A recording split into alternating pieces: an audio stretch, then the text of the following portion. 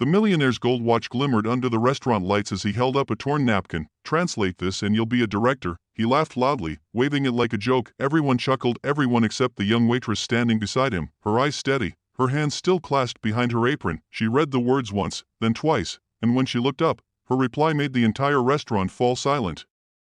Some would say that this moment changed her life, others say it changed his. You decide. Emily had worked the night shift at Roseland Diner for nearly 3 years.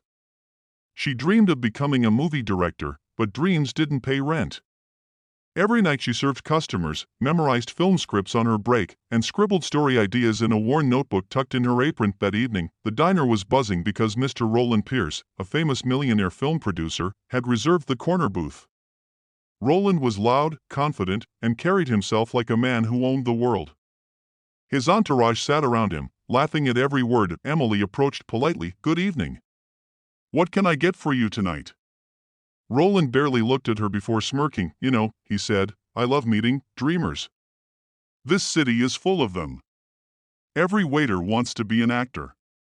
Every driver wants to direct." His friends laughed on cue. Emily held her smile, though her heartbeat tightened. Roland suddenly grabbed a napkin and scribbled something on it, an old, complicated sentence in a rare European dialect, the kind few people even knew existed. He lifted it proudly. "Translate this and you'll be a director.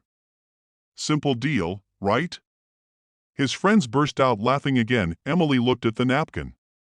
Not only did she recognize the dialect, she had studied it during long nights watching foreign films. She even understood the deeper idiom hidden inside, but she didn't respond immediately. She breathed in, remembering all the humiliation she had swallowed over the years, all the times people dismissed her dreams simply because she wore an apron. Roland leaned back. "Come on, kid. Impress me." Emily looked him straight in the eyes. Her voice was calm, steady, almost too quiet for the noisy diner, but somehow everyone heard. "Your sentence says, power means nothing if it can't lift others." The laughter stopped. Roland's grin froze. His entourage exchanged confused glances. Emily continued, her courage rising with each word. "It's a proverb from Northern Rhone. It means true leadership isn't about showing off. It's about helping people grow." For the first time that night, Roland had no quick reply. His face softened, not in anger, but in a way that revealed discomfort, maybe even shame. The diner was silent. Emily held her breath, and then Roland whispered, "How did you know that?" Emily didn't brag. She didn't smirk. She simply said, "I study films in that language. If you're serious about giving people chances, there are many who deserve one." Before anyone could speak, a sudden commotion broke out. Roland's phone rang. His assistant rushed in with urgent news, and his entire entourage hurried out.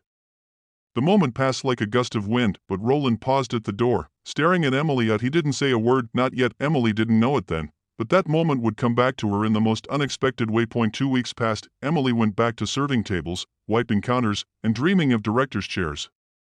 The napkin incident became just another unbelievable story she told herself at night, wondering if it even meant anything. Then, one evening, the diner phone rang. Mr. Thompson, the owner, called Emily over. "It's for you," he said, puzzled. "Some big shot asking my name." Emily took the phone nervously. "Hello?" A familiar voice answered. "Emily, this is Roland Pierce." Her knees nearly gave way. Roland spoke differently this time. No arrogance, no mockery, just sincerity. "I owe you an apology. That night, you taught me more than any of my advisors ever dared to. I've been thinking about what you said. About lifting others." Emily didn't know how to respond. Roland continued, "I reviewed some of your notes. Your boss showed me your binder. You're talented. More than that, you have heart. That's what films need." Emily covered her mouth, holding back tears. "Emily," he said, "I want you to come to my studio tomorrow. I'm offering you a position as assistant director in training. You'll learn everything. And if you work hard, you will direct someday." Emily couldn't speak. Tears streamed down her cheeks silently. Then Roland said something she would never forget. "Your translation wasn't just correct, it changed me. You reminded me what power is for." The next morning, Emily walked into the studio, nervous, shaking, but determined, and when she stepped onto the set for the first time, Roland met her with a respectful no laughter. No mockery, just a man who finally understood the value of humility and the strength of someone who refused to be underestimated. Emily didn't just earn a chance, she inspired a millionaire to become better. And years later, when her own film premiered, critics said it carried a message that moved the world true. Power is helping others rise.